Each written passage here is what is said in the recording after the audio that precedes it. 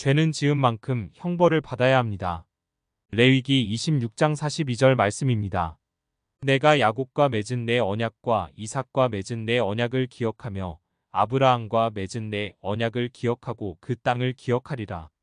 그들이 내 법도를 싫어하며 내 규례를 멸시하였으므로 그 땅을 떠나서 사람이 없을 때에 그 땅은 황폐하여 안식을 누릴 것이요 그들은 자기 죄악의 형벌을 기쁘게 받으리라.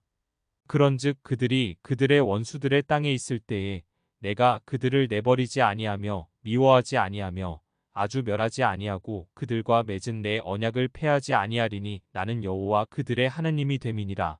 아멘.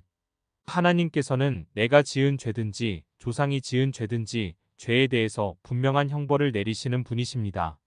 어떤 사람이든지 죄를 지으면 벌을 받게 되어 있습니다.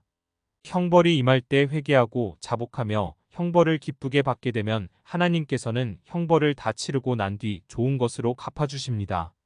44절 말씀에는 하나님의 자녀가 어떠한 죄를 짓더라도 회개하고 자복하면 절대 버리지 않으시며 미워하지 않고 아주 멸하지도 않으십니다.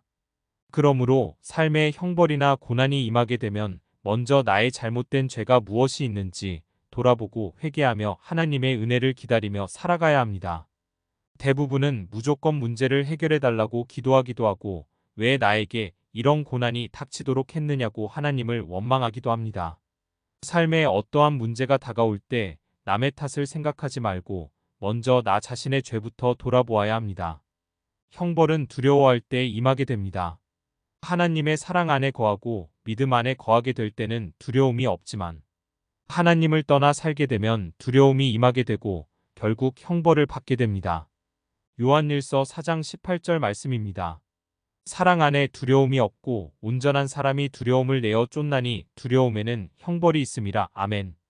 사람이 죄를 짓고 형벌을 받게 되는 것은 대부분 육신이 원하는 것을 따라하기 때문입니다. 하나님의 말씀이신 성령으로 인도함을 받기보다 육신이 원하는 것을 따라 살아감으로 하나님의 진노를 받게 되는 것입니다. 인생을 살면서 다가오는 형벌이나 고난은 모두 이유가 있기 때문에 다가오게 됩니다. 내가 지은 죄 때문일 수가 있으며 다른 사람이 행한 죄악의 영향 때문일 수도 있으며 사회적인 모순 때문에 다가오기도 합니다. 분명한 것은 하나님 보시기에 잘 못한 것이기 때문에 형벌이 임하게 되는 것입니다. 나의 조상이 지은 죄가 나에게 영향을 미치고 내가 하는 행동이 자녀들의 삶에 영향을 미칩니다. 작은 조약돌 하나를 물에 던져도 영향을 미치듯이 내가 지은 죄가 가족에게 교회에 사회에 분명한 영향을 미치게 되는 것입니다. 세상 사는 동안 알게 모르게 지은 죄가 셀 수 없을 정도로 많습니다. 하나님은 이 모든 죄들을 심문하고 형벌을 내리십니다. 그리스도인이라도 하나님의 뜻대로 살지 않으면 하나님께서 징계를 내리셔서 벌을 달게 받도록 하고 난 뒤 하나님의 나라에 데리고 가시기 원하십니다. 탕자가 아버지를 떠나 먼 곳에 가서 허랑방탕한 죄를 저지르고 난 뒤 엄청난 고통의 세월을 보내고 난 뒤 회개하는 마음으로 아버지를 찾아왔을 때 아버지께서는 하나도 나무라지 않고 아들을 반갑게 맞아주시고 잔치를 베풀어 주십니다. 그러므로 매일매일 주님 앞에 나가서 먼저 오늘 지은 죄에 대해서 회개함으로 하나님의 용서함을 받아 누려야 합니다. 잘못된 성격이나 행동들을 회개하고 고쳐나가게 되면 가정이 회복되게 되고 질병에서도 고침을 받게 되며 행복한 삶을 되찾게 됩니다. 하나님은 언제든지 은혜를 베풀어 주시기 원하십니다. 하나님께서는 모든 사람들이 지옥으로 가야 할 죄를 지었음에도 불구하고 예수님을 이 세상에 보내주셔서 죽이심으로 내가 지옥으로 가야 할 형벌을 면하도록 해주셨습니다.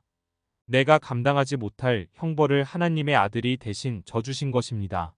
이러한 사실이 깨달아지는 그리스도인이라면 죄에 대해서 피 흘리기까지 싸우게 됩니다.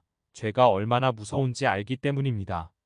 죄를 지을 때마다 예수님을 채찍으로 때리는 것이라는 사실을 알아야 합니다. 내가 지은 죄에 대해서는 하나님께 벌을 받을 각오를 해야 합니다. 도둑질을 하고 난 뒤에 용서해 달라고 회개하는 것이 아니라 내 손가락을 잘라 달라고 기도해야 합니다. 내가 지은 죄이기 때문에 내가 벌을 받는 것이 당연하다는 마음가짐으로 살아야 합니다. 죄에 대해서 회개하며 살아가게 될 때 하나님의 은혜가 임하게 됩니다. 하나님을 알지 못했을 때 지은 평생의 죄의 벌을 받아야 한다면 이 세상에 남아있지 않을 것입니다.